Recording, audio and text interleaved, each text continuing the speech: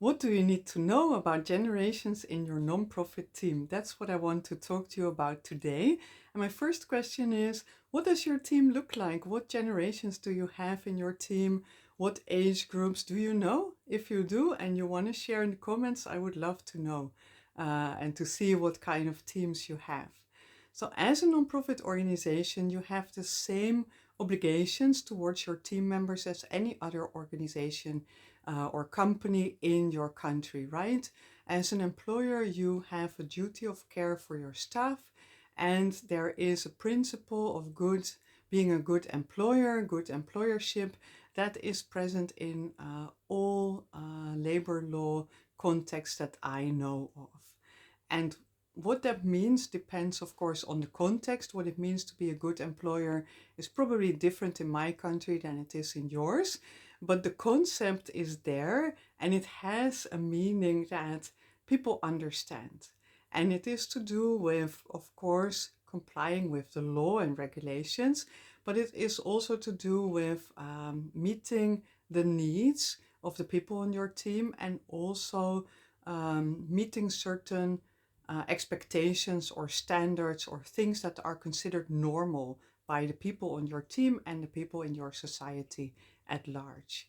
And what is considered normal is impacted a lot by what generation somebody is part of. And that makes sense, of course, because a generation is simply a cohort, a group of people that was born and grew up in a certain period of time, a bracket of time. And that impacts, of course, your outlook in the world, what period of time you were born in, and what is your most formative period, usually your adolescence. So what does the world look like at that moment? And that's the same, of course, for all the people in the cohort in the same context. And the other thing that they have in common is, of course, that their parents are also from the same generation, from a different generation than them, but the parents all have the same generation. And the response to how their parents are raising them based on their cohort experiences is also something that's common in a generation. Yeah, there are generations that are rebelling a lot against their parents, and there are generations, the most younger ones, that are not so much rebelling against their parents' generations. So all of these things impact on what you consider normal and what you think you can expect from life, from work, from a boss, but also from your family, from relations, and so on and so forth. So this is something that you'll see also in your nonprofit workplace if you look. But of course, it's something that we don't always look at. And I also didn't look at that for a long time because I simply attributed differences between people to personality differences. And I didn't understand that most of the people that I was looking at were actually from the same generation as me. And therefore, I sort of had a blind spot for understanding commonalities between me and the other people in my cohort. I will tell you more about my cohort later. So that's something that's really important to know because it shows up in the workplace. And if you are a leader in a nonprofit organization, you need to be mindful of this. So let's look at who can you expect in your workplace actually at this moment. So at this moment, you could have probably baby boomers in leadership positions, in senior positions. Maybe you are one of them. And you could have Generation X people, also the lost generation, that could also have senior positions at this moment. And then you could also see in your team maybe Gen Y people, millennials, that are maybe like media or junior people on your team. You might also have people from the silent generation. They might be on your board, for example. And you might have junior staff or volunteers or interns that are Gen Z. Yeah, so you might have 5 generations in different roles in your nonprofit, in different roles of seniority and leadership and authority. So that's important to know and to take account of. So let me walk you through the timeline because maybe those terms are not familiar to you. So let me tell you, the silent generation are people who were born between 1926, 1920s until 1945. So these are people who have survived the Second World War. Wherever they were, they survived that period. After that came the baby boomers, also called protest generation or flower power generation. And these are people who were born right after the Second World War in an era of new hope. And they were born until sometime in the 50s or beginning of the 60s. After that, sorry, end of the 60s, I should say. After that, you see Generation X. So these are people who were born in the late 60s until 1980, 1985, and they're also referred to as the lost generation. After Generation X, you can see the millennials, or Gen Y actually, people who were born, let's say, from mid 1980s until sometime 2000, something like that. And then you have the Gen Zs. So these are after the millennials, and those are people who were born from the end of the 90s, 2000 until 2012, 2015. The age brackets are a little bit different from source to source, from country to country. Like in my country, we also have a French fry generation in between Gen X and the millennials.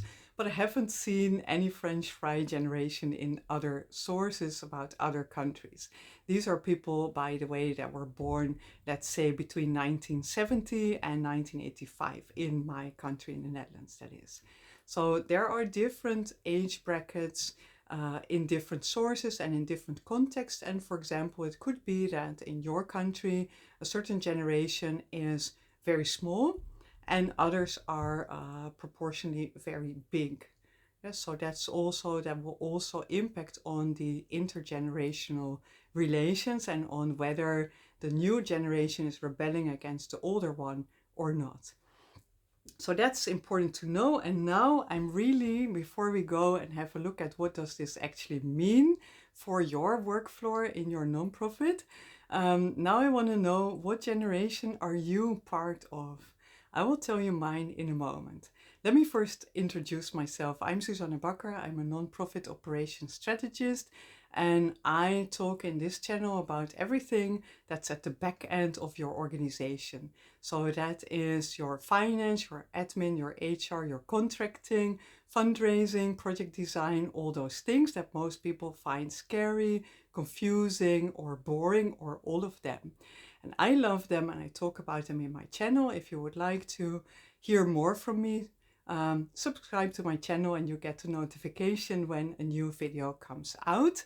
Or if you're interested in reading, then check out the description and subscribe to my weekly emails, which come on Mondays and Thursdays with nonprofit operations stories. So now let me go back to me, right? I promised to tell you my generation. I'm a Gen Xer. I am part of the lost generation. So I was growing up in a time when everything was pretty dark, right? We had an oil crisis. We had difficulty in finding housing for people. When I was in high school, there was a very high youth unemployment, and it looked like it could be very hard to find a job. Not even thinking about a job that you would like, but it would be hard to find any job and get any income. And if you didn't have a job or an income, it would be also very difficult to find a home, and even if you had that. And this was the time that that looked very dark, when also the World War III, the Cold War, was threatening, with that we would maybe see a nuclear war in my lifetime. At the same time, I was raised by parents from the silent generation, so people who were very much focused on working hard and earning things and not assuming, not expecting anything.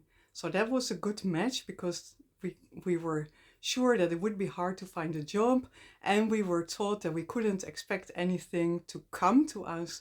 We needed to work hard for it, and then we would see if we would get rewarded for that or not, right? So that was how I grew up, and that of course informs your whole attitude to life, to relations, but also of course to your work, and to, you know, if it's hard to find a job, then if you get one, you behave nicely, right? And you've been taught to work hard. So you work hard and you don't complain.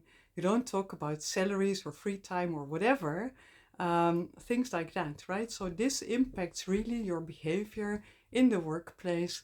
Even if you might not think it does, it does. Yes, so let's look at other things that can be true for other generations, right? So the silent generation, these are people, as I said, who survived the Second World War, and they are very respectful of authority, and for them, authority are people with a higher position. So it doesn't necessarily depend on higher skill levels or knowledge levels, simply people with a higher position, people with a white coat as a doctor, they are having a great deal of respect for those people.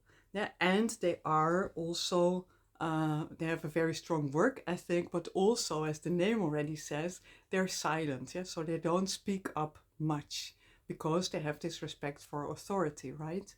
So after them, we have the baby boomers, the protest generation, and these are people who were born in a new era of hope after the Second World War, and they have been fighting for empowerment of individuals and individual freedoms in the sexual revolution, but also in their work for civil rights movements and in their anti-war protests, for example, against the Vietnam War. Yeah, so these are people who have a very different outlook on life and at authority than the silent generation. You can see that already, and you can see a clash between generations there. So then Gen X, I already told you about how it was when I grew up. So one thing that of course is impacting us is that we were expecting that maybe the Third World War would arrive and would bring the use of nuclear weapons with it. But also there was something special in my generation, that this was a generation where mothers weren't necessarily expected automatically to be stay-at-home moms anymore. So there were moms that were working part-time, but still they were working. So they weren't always at home when we kids came home from school. And so this is also a generation that's sometimes referred to as the latchkey generation, because we needed a key to be able to enter our homes because our moms were at their job, right? So that's also something that colors your expectations and your views on roles of different people in society, and equality of genders, for example. And this is a generation that is mostly called very resourceful. Yeah, so because we had to find our own solutions sometimes to problems because our parents weren't always there, and there were a lot of problems that we needed to solve. So after this generation, we have Gen Y, the millennials. So these are people that are also called screen agers. And sometimes we say here in the Netherlands that they have curling parents. I'll tell you more about that in a moment. So these are people who grew up in a time when there was already a very digitized world, and therefore they have a very global outlook, right? Because for a big part of their life, and especially when they were growing up in high school, let's say, they had access to internet, and therefore they could access everyone in the world and talk to people, play games with people that they didn't know. And so these are people who are very globalized in thinking. And at the same time, they have parents who have always been trying to make things better for them. And those parents are sometimes referred to as curling parents. I don't know if you know the sports curling, but I will share a link below this video in case you don't know it. But basically, there are people with little brooms that are cleaning the ice so that a ball, not exactly a ball, but a curling thing can roll and can move over the ice smoothly. And so this term is sometimes used for those parents because it seems that they're trying to clear the way of all obstacles for their kids, the millennials, so that for these kids, there has been a lot of money and time invested by their parents in them, and they're very highly educated usually, but they haven't really been able to learn problem solving skills because their parents were sort of trying to make all the problems go away and make all the obstacles leave the curling lane before the kids could even see them. And so for these people, they're very ambitious, but it's very difficult for them to always meet their own expectations and ambitions because they sometimes simply don't know how. And for them, it's super important to have a passion for their work. That's important to them. And then we have the Gen Z. So those are also digital natives. These are people that have had internet during all their life. When they were born, there was internet. And when they started doing things, learning things, there was always the internet. And of course, at some point, the smartphone and so on and so forth, right? So these are people who really are super digital. They are digital natives, so to say.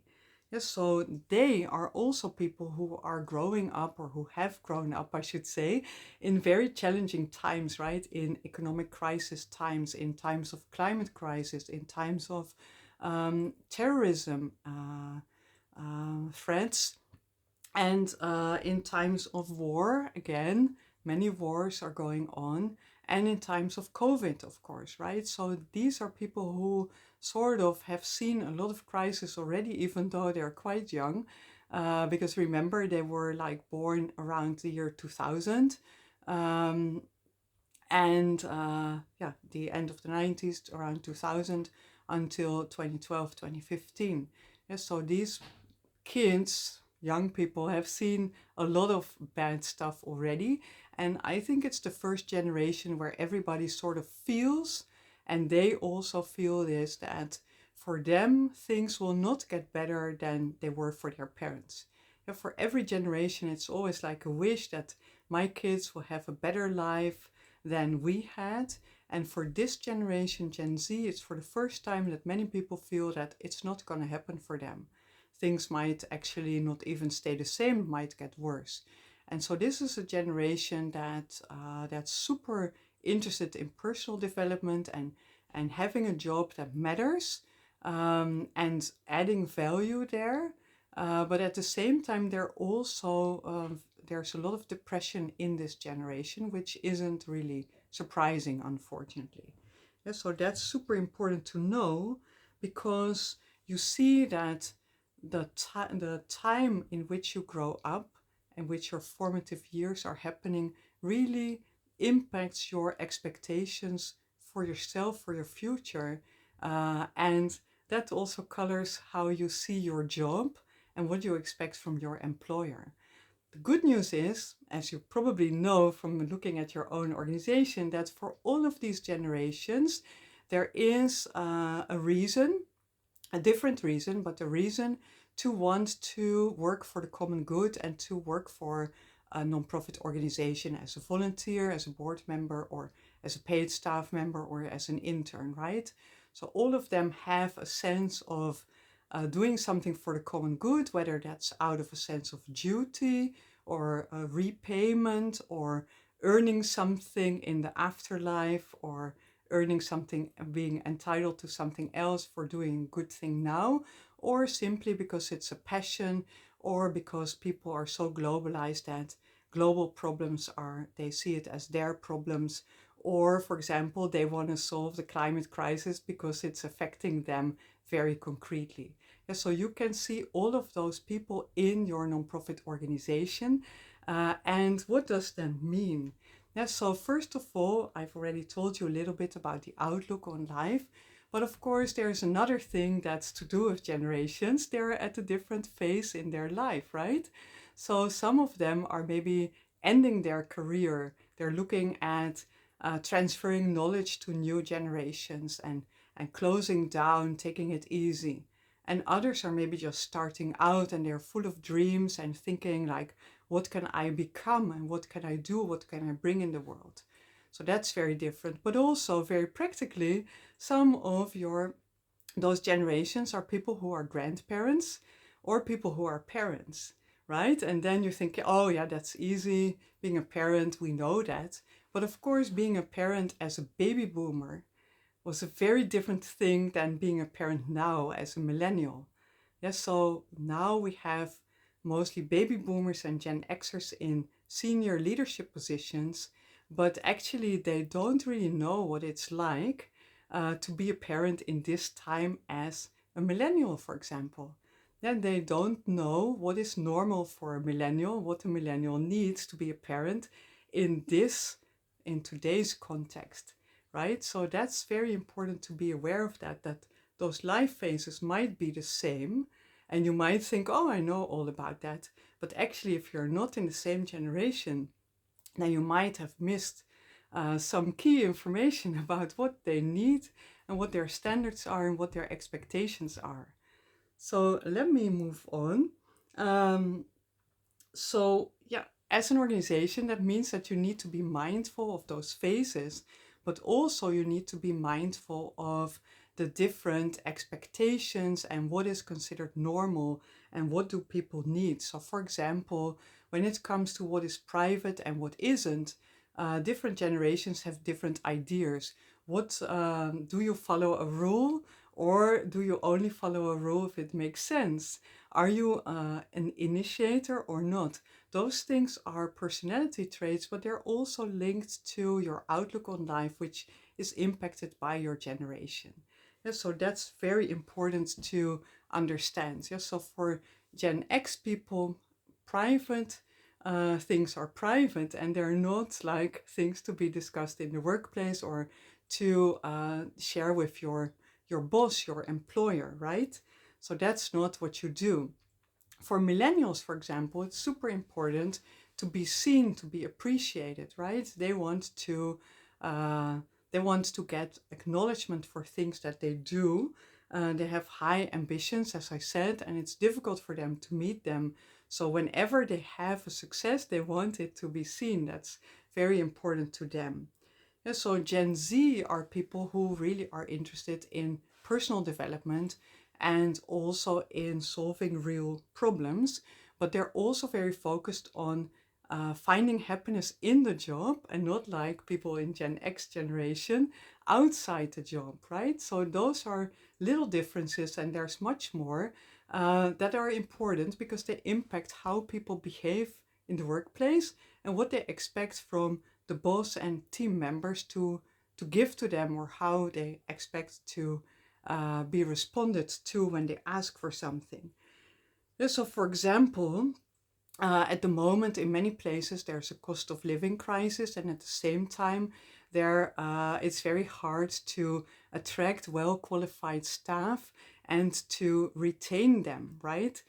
So, as a nonprofit, you might also feel that. I know that for many nonprofits that I work with, it's hard to find good staff.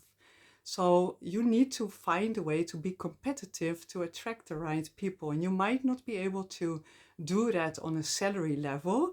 You might not be able to pay a big salary, but there might be other things that you can offer, for example, in terms of flexibility. And flexibility could be that people say, yeah, I'm flexible in mixing work and private life. And that means to some of us, like my generation, if you're flexible in that, you're working in the weekend or in the evening. But for Gen Y, a millennial, it may mean that they say, yeah, I'm working in the evening, but then also during the daytime, I may be going to my GP, I'm going to have coffee with my mom, I'm going to the swimming class that I want to go to, right? So they expect flexibility as a two-way street, which is actually very clever, of course, and super good for mental health. Yeah, so that might be something that you can give even if you cannot pay a big salary. And in addition to that, for some generations, as I said, it's super important that there is a meaning in the work, right? That the work has an added value to society. So that is also something that as a nonprofit you can give. So what does that mean for you as a nonprofit leader is that you need to, of course, read up on this. And you need to understand what are the needs of different generations. And you need to look at your team to see what is the composition of your team. But also you need to look at yourself and you need to look at what generation am I? What do I consider normal? What is my standard? What are my expectations? And to understand that those are impacted by your generation and are not like normal for everyone. Yeah, that's super important. If you can get a grip on that, if you can get an understanding of that, then you will do better with your team and your team will do better and be better in the work. If you want to talk more about duty of care and self-care, then join me in my next video where I'm going to be talking about putting on your own oxygen mask first as a nonprofit leader. See you there.